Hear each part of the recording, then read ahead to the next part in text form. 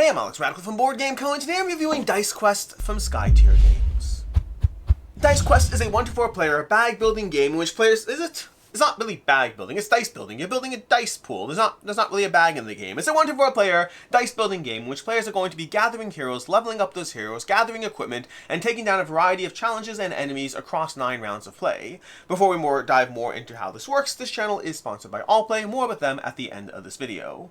With that said, in Dicequest, and this is a prototype. Everything you see here, rules, components, subject to change, and I'll have a link to the crowdfunding campaign down below.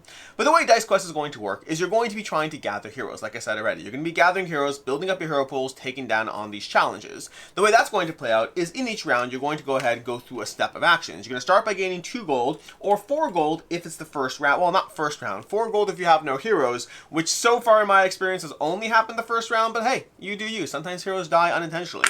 So you gather 4 gold, or again, 2 gold if you already have heroes, and then if you're the first player, advance the party standee, unless of course it's the first round. This is the party standee, measuring our progress across the 9 rounds of play.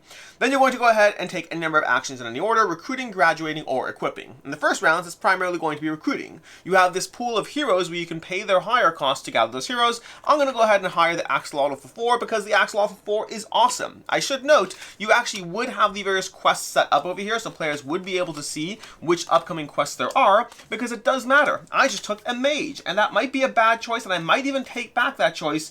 I'm going to take back that choice. As much as the mage is fun to take, because I like the Axolotl, looking at the pool of quests over here, there's not really anyone that has a dedicated mage option. I think I'm probably better off with a plain melee, so I'm going to take that 1 gold change, and I'm going to hire this adventurer over here, because the melee is going to be helpful for a variety of these, which I'll show you more, but also has a bit more shields for defense, and that's important too.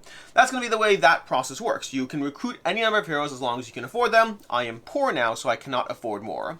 Then you can graduate any heroes. That's something you would do later in the game. Basically, if you already have 3 heroes and you want to gather more, you need to make space for them. So you graduate them. If they haven't been leveled up, you just discard them. If they have been leveled up and they're now worth points, you put them into your little point pool so you get those points at the end of the game. And then lastly, you can equip. You're going to start the game with some of these treasure cards. You can also gather more as you go, and sometimes they are equipment, as you can see over here. This Shield of Lightning. Let's go ahead and throw the Shield of Lightning down on him just so you can see how that plays out. Each hero can hold a piece of equipment, and you're going to be trying to match up your equipment with how you think it's going to serve you best in these quests. With that, we are ready to go ahead and move to the next phase, because I've done equipping, I've done gathering, I've done recruiting, and I'm not going to be graduating. So now we move to the quest phase. In the quest phase, we are going to choose a quest to go on, and we're going to assign our heroes equal to its party size. Looking at the red dice, which they have over here on the backside, I can see that 2 of the dice faces have a shield, and 1 dice face has a rune. Because I took a piece of equipment where I can translate a rune into a shield, that gives me a 50% chance of earning a shield, and I really like this Deadly Dummy as a good starting first quest. So I'm going to risk it all. I'm going to risk it for the biscuit. We are going to go for the Deadly Dummy first quest.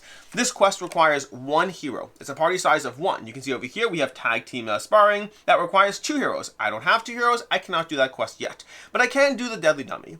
The way these quests work, and I'll show you another one so you can see how it plays out, but I'm going to start with this one. I'm going to just play it out. I'm going to gather the 1 die that this hero gives me, and I'm going to roll that die. There you go. I got a sword and a rune. Normally the rune would not be that helpful, but in this quest, because I have Shield of Lightning, I can turn a rune into a shield, which is all I need to stop this attack on me. Basically, to accomplish a quest, you need to do a few things. You need to deal with the wounds that are being thrown at you. In this case, a wound is being thrown at me. This is a full wound, by the way, because wounds come in 2 sizes. There's a halfway wound. Your hero can take 2 of those before dying, or there's a full wound. Your hero can take 1 of those, and then they are dead. But you can use a shield to block any one of those, and so I'm using my rune to turn it into a shield to go ahead and block the Deadly Dummy. The other things quests will have is a requirement of a certain number of symbols. For example, this one requires any combination of 2 of ranged, melee, or magic symbols. This one over here requires a single sword. Had I been fighting this training dummy, I wouldn't even need the defense. I would just need the sword to go ahead and take it out, but it has less rewards, which is why I gambled on that particular training dummy, on this Deadly Dummy over here.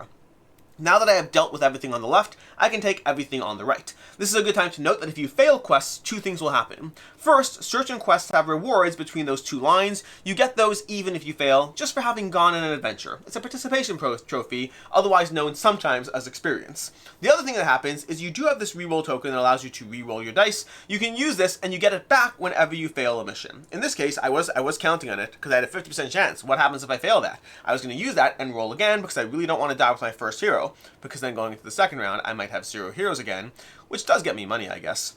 Anyways, I did succeed this quest, so now I'm going to do a few things. I'm going to take another treasure, because that's one of the rewards over here. I'm going to take 2 coins, because that's one of the rewards over there. And I'm going to level up a hero, because that's one of the rewards over there. That is going to be the first round. I'm going to take this and tuck into my pool. In this case, it doesn't really matter, because there's no points in it. Sometimes there are points in it, and that's why you'll need it in your point pool on the side. That is 1 round. It's just me, obviously, but if other players are doing it, they will go ahead and do their thing. Let's go ahead and dive into round 2. Not really going to go through it all. I'm just going to show you how the game plays.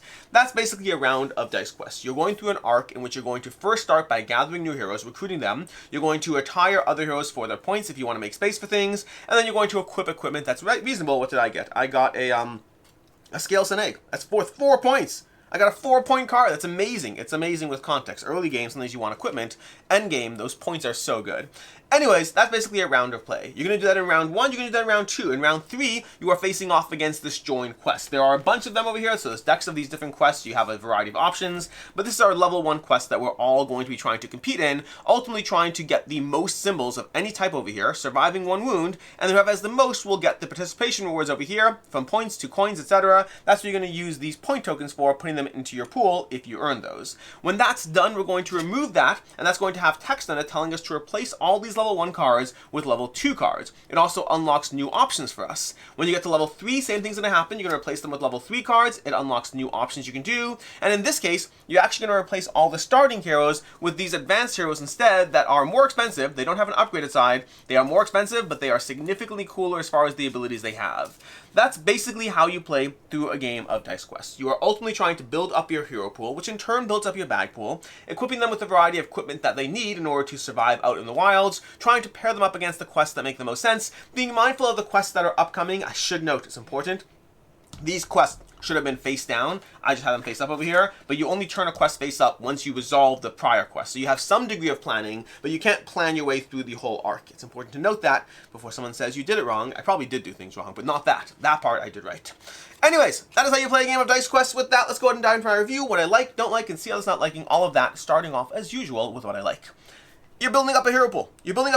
You're equipping them with equipment. It feels fun to combine those. Like, you start off very puny. You're like, oh, I got 1 hero who can do 1 thing. And very often you don't even necessarily start with equipment. You get a few treasure cards you start with. You might not have an equipment, which means you're very, very puny when the game starts. But as the game escalates, you are building up a nice combination of abilities. And sending those heroes on teams together, that's where the game really shines, because you can utilize all their abilities to manipulate dice, to set dice to the right value, to re-roll them, to turn runes into other things. One thing I neglected to note is when you have runes, let's pretend I had rolled this over here. Let's pretend this is my starting roll. You can use a rune you put on your unlock side. You can spend a rune moving it to your lock side. I can still use those other symbols in order to re-roll a die. This die can no longer be manipulated, and that was a horrible re-roll, but you get the general sense over here. Runes do have extra ways you can spend them when you have various heroes or equipment, but you can always use them for a reroll in general, so they're good to have.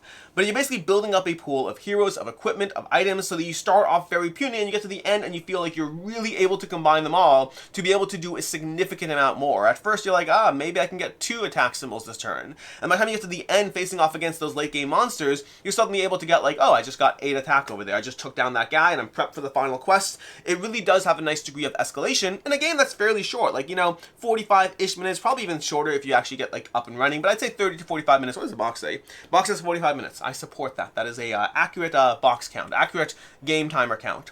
So it's a pretty good game, a pretty quick game with a degree of escalation of your heroes and your equipment and the combos that you're able to participate in. The late game monsters do power up nicely. Going through some of these, again, the starting monsters are exactly what you expect. But some of these you can't spend red dice. You have to get at least 4 attacks. You have 1 wound that you can block and 1 wound you can't block. All of that to get the rewards on the left over here: 2 treasure chests, 2 coins, and 4 points. You have the Maelstrom over here. You have to get 3 runes and 2 attack, but you get a whole bunch of money and points. So these later monsters, they feel appropriate to how you have leveled up your crew to be able to deal with them. And so the game's got a nice degree of just, I'm building up my posse. I'm building up my posse as I try to deal with the increasing stress that the game gives you, while having the fun of dice rolling, manipulation that allows you to feel clever as you combine things. What I don't like in the game is really 2 things, but it's more about the genre, the type of game it is. This is a game that's very much on the lighter side. It's a fairly quick game with a lot of dice rolling, a lot of luck in that dice rolling. So you're very frequently, oh great, I rolled 4 dice and I got 3 blanks. What am I supposed to do now? Fail. Sometimes the answer is fail. And the real problem is this game only has 9 rounds, and so you don't fail that frequently, but when you do, because of that, if I failed 1 quest in the game and you failed 2, that disparity can have a big impact on a game where for the most part there's enough control to feel clever. I mean, you could take risks and go on all the crazy quests and see how that plays out. For myself and my group so far, we've mostly done things that seemed achievable, but that makes failure that much harder when it does happen. And again, one person failing twice in the game, because you only have 9 attempts effectively, one person failing twice and one person failing once can have a big impact on the way you're able to escalate your crew across the course of the game and what you're able to do. And so it's both a lighter game in terms of the dice rolling, the fun of it, all the things that work together, and also those failures, when they do come, they hit hard. As far as I can see others not liking, you are losing your heroes constantly in this game. That didn't bother me. The rulebook has a nice section saying, do not get attached to your heroes, and so I did not. As much as I wanted to name my adventurer Charlie, I did not name him Charlie because that would make me emotionally connected to him, and when Charlie dies, it hurts more already. Anyways, you might lose your heroes in this game. You are going to level up your heroes, you're going to attach equipment to them, and then you're going to have to discard all that. And when you lose a hero, you lose their equipment too, so it feels a little hard to lose them, but you can only hold 3 heroes. So it works out, the math of it all works out. The progression of your heroes works out, retiring your heroes for their points, it all works out, but if you get too attached to your heroes, this is not a game for you. I will say early game equipment can make a big difference as well. You know that 4-point card? That's amazing. Oh, we got a 3-point and a 4-pointer. That 4-point card over here, that's amazing to have, but if you start the game with equipment, that can very often give you a nice boost, and if you start the game with point cards, it can come in handy towards the end of the game, but at the beginning of the game, it can be like, well, now I can't do a lot of the things that you can do because you got that cool thing that lets you manipulate stuff. So early game equipment does have a degree of, again, that cascading impact across 9 rounds. Some things level up as you go through it. And in general, when the quest pool doesn't align with your heroes, that's not fun either. It hasn't happened a lot in the games I've played, but sometimes, because usually there's enough quests over here that there's always something to do. And this one's printed on the board, it's pre-printed with swords, which again, if you don't build up your melee heroes, you know, what are you supposed to do? But for the most part, there's almost always been something. But I recall one particular turn where there weren't any quests that lined up with somebody who just didn't have any, I don't remember what they had. I think they had melee and, I can't remember what they had. But like the quest pool clearly did not align nicely with what they had, whereas usually there's almost always something you can take that might not be the best option, but works well with what you're able to put together. So that's another small degree of just potential luck that can hurt you in the game. As far as final thoughts on Dicequest, I overall enjoy the game with the caveat that you have to know who it's targeting and what it's doing. To me, I'm going to give this a 3.5 out of 5. This is a fun game. You're building up your pool, and I've enjoyed that aspect. I love the powers and abilities. I love leveling up your heroes and finding the more cool version of what that hero can do and how they combine with their equipment, and how you can build a pool of 2 or 3 heroes and use all their equipment and abilities in synergy. All of that is fun. The main holdback for the game is it is very much a lighter beer and pretzels kind of game. It's definitely a lighter experience. I don't think there's a ton that keeps me coming back to this. It's one of those games that, yes, there's different quests, there's different monsters, different heroes, but it doesn't feel so meaningfully different that diving into it on game 3 feels that meaningfully different from game 2. For the most part, the general idea of what's happening here, you're going to get that feeling across 2 or 3 games, and you can continue to play it, but at that point you're just here for the, I want to do this again, not I want to see what more this game has to offer. Combine that with the aspect where 1 or 2 bad rolls can really tank your game in a fairly luck-driven game. Those are the main things that are holding it back. All that said, I've still enjoyed it, you just have to know what you're getting yourself into. As far as other game recommendations, if you enjoy this kind of experience, definitely check out Quacks of Quedlinburg for another bag building. That one actually has a bag building game which you're going to be trying to push your luck as you try to build variety of potions and just make things not go boom that often. And then also check out Diceforge. If you want a dice building game, literal dice crafting, Diceforge is another kind of lighter, accessible game, very much in the same vein of this, a little less like, different, it's different, but the same vein, same feels are definitely present. And then I mentioned at the beginning of this video that Allplay is a channel sponsor. If you go to allplay.com, you can find a variety of games, both from Allplay themselves, as well as from a variety of their partners. They have a lot of partners that they work with. And speaking of which, you can check out Resist. Resist is a game that's going to have a degree of building your own pool, more deck building. It's a solo game, but if you want a challenging game of trying to persevere as you power up yourself across the rounds of play while things get harder and harder for you, Resist is a slightly more serious tone, but another one that kind of has that development vibe that these games have. In any case, and until next time, I'm Alex Radcliffe from Board Game Co. Hope you found this review helpful, and as always, I hope you have a good one.